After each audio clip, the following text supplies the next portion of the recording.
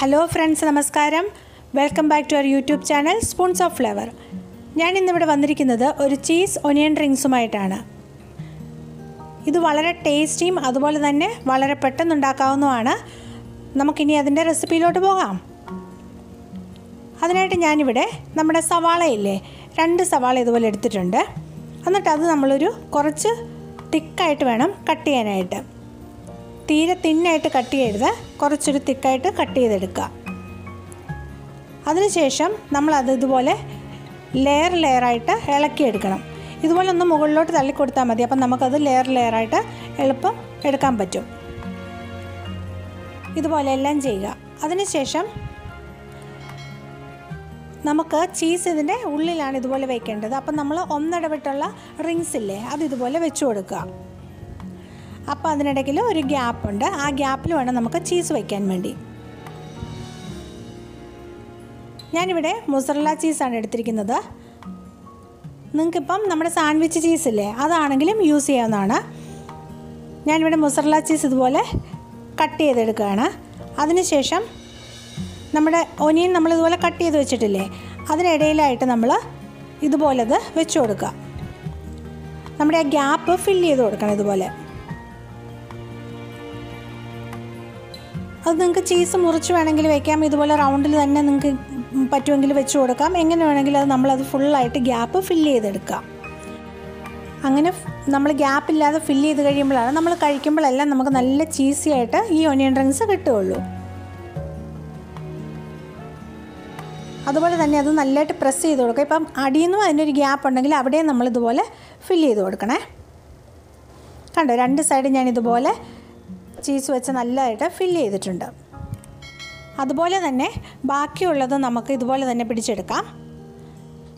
ഇവിടെ എൻ്റെ കയ്യിൽ വൈറ്റ് സവാളയല്ല, നമ്മുടെ വലുത്, അതും ഉണ്ടായിരുന്നു. അപ്പം ഞാൻ അതും ഇതുപോലെ തന്നെ ചീസ് വെച്ച് ഫില്ല് ചെയ്തെടുത്തിട്ടുണ്ട്. ഇനി നമുക്കിതിനുള്ളൊരു കോട്ടിംഗ് ഉണ്ടാക്കണം. അതിനായിട്ട് ഞാനിവിടെ മൈദ എടുത്തിട്ടുണ്ട്, 2 മുട്ട എടുത്തിട്ടുണ്ട്, അതുപോലെ ബ്രെഡ് ക്രംസും ഉണ്ട്.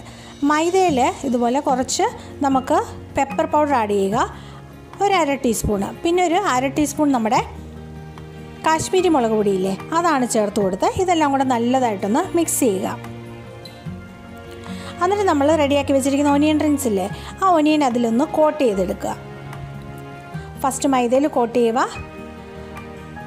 അതിനുശേഷം നമ്മളത് നമ്മുടെ എഗ്ഗ് ബാറ്ററില്ലേ, അതിലാണ് നമ്മളിതുപോലെ ഒന്ന് കോട്ട് ചെയ്തെടുക്കുക. അതിനുശേഷം നമ്മളത് ബ്രെഡ് ക്രംസിൽ കോട്ട് ചെയ്തെടുക്കുക. ബ്രെഡ് ക്രംസിൽ നമ്മൾ ജസ്റ്റ് ഒന്ന് അതിൻ്റെ എല്ലാ ഭാഗത്തും ഒന്ന് ബ്രെഡ് ക്രംസ് ആകുന്ന വരെ നമ്മളിതുപോലെ ഒന്ന് കോട്ട് ചെയ്തെടുക്കുക. അതിനുശേഷം പിന്നെയും നമ്മളിതെടുത്ത് ഈ എഗ്ഗ് ബാറ്ററിൽ ഒരു പ്രാവശ്യം കൂടെ ഇടുക. നമ്മളിങ്ങനെ ഡബിൾ കോട്ടിംഗ് ആണ് ഇത് ചെയ്യുന്നത്. അതെന്തിനാണ് അങ്ങനെ ചെയ്യുന്നതെന്ന് വെച്ചാൽ നല്ല ക്രിസ്പി ആയിട്ട് കിട്ടാൻ വേണ്ടിയും അതുപോലെ തന്നെ നമ്മുടെ ചീസ് അകത്ത് വെച്ചിട്ടില്ലേ, അത് വെളിയിൽ വരാതിരിക്കാൻ വേണ്ടിയാണ് ഇതുപോലെ ഡബിൾ കോട്ടിങ് ചെയ്യുന്നത്. പിന്നെയും നമ്മളിതുപോലെ തന്നെ ബ്രെഡ് ക്രംസിലൂടെ ഇട്ട് ഒന്നും കൂടെ ചെയ്യുക. ഈ സെക്കൻഡ് ടൈം കോട്ട് ചെയ്യുമ്പോൾ ഉണ്ടല്ലോ, നമ്മുടെ ബ്രെഡ് ക്രംസ് നല്ലതായിട്ട് നമുക്ക് ആ ഒനിയൻ റിങ്സിൽ ഇതുപോലെ നല്ലതായിട്ട് കോട്ട് ചെയ്തെടുക്കണം. അതിനായിട്ട് നമ്മൾ കൈ ഉപയോഗിച്ച് ഇതുപോലെ നല്ലതായിട്ടൊന്ന് പ്രസ് ചെയ്ത് കൊടുക്കുക. അന്നേരം നമുക്ക് ഫുള്ളായിട്ട് അതിലൊന്ന് കോട്ടായി കിട്ടും. ഈ സെയിം പ്രോസസ്സിൽ തന്നെ ബാക്കിയുള്ള ഒനിയൻ റിങ്സ് നമുക്ക് ചെയ്തെടുക്കാം. ഇതുപോലെ ഞാൻ എല്ലാം റെഡിയാക്കി കൊണ്ടുവന്നിട്ടുണ്ട്. ഇനിയും ഒരു പാൻ അടുപ്പിൽ വെച്ച് നമ്മൾ ഏത് പാത്രത്തിലാണോ നമ്മൾ ഒനിയൻ റിങ്സ് വറുത്തെടുക്കുന്നത്, ഒരു പാത്രം അടുപ്പിൽ വെച്ച് അതിലേക്ക് എണ്ണ ഒഴിച്ചു കൊടുക്കുക. എണ്ണ ചൂടായി വരുമ്പോൾ നമ്മൾ അതിലേക്ക് ഒനിയൻ റിങ്സ് ഓരോന്നായിട്ട് ചേർത്ത് കൊടുക്കുക. ഈ സമയത്ത് നമ്മൾ ചെറു തീയിൽ വെച്ചിട്ട് വേണം ചെയ്യാൻ, അല്ലെങ്കിൽ പെട്ടെന്ന് തന്നെ നമ്മുടെ പുറംഭാഗം കരിഞ്ഞു വരും. എന്നിട്ട് നമ്മൾ അതൊന്ന് തിരിച്ചിട്ട് കൊടുക്കുക. തിരിച്ച് മറിച്ചു വിട്ട് 2 സൈഡ് ഒരേപോലെ തന്നെ ഒന്ന് മൂപ്പിച്ചെടുക്കുക. ഒരു ബ്രൗൺ കളർ ആകുന്നിടം വരെ മൂപ്പിച്ചെടുക്കുക. ഇപ്പം നമ്മുടെ ഒനിയൻ റിങ്സ് ഏകദേശം ഒരു ബ്രൗൺ കളറായി വരുന്നുണ്ട്. അപ്പം ഞാൻ മറുഭാഗവും തിരിച്ചിട്ട് കൊടുത്തു. ഇനി നമുക്കത് ഏകദേശം ഇപ്പം എണ്ണയിൽ നിന്ന് ഒന്ന് കോരാറായി. കണ്ടോ, കളറ് മാറുമ്പം തന്നെ നമുക്കറിയാം എണ്ണ എടുക്കാറായി എന്നുള്ളത്. ചെറു തീയിലിട്ട് വേണം ചെയ്യാൻ കേട്ടോ, അതെപ്പോഴും ശ്രദ്ധിക്കണം. ഇനി നമുക്കത് എണ്ണയിൽ നിന്ന് എടുത്ത് മാറ്റാം.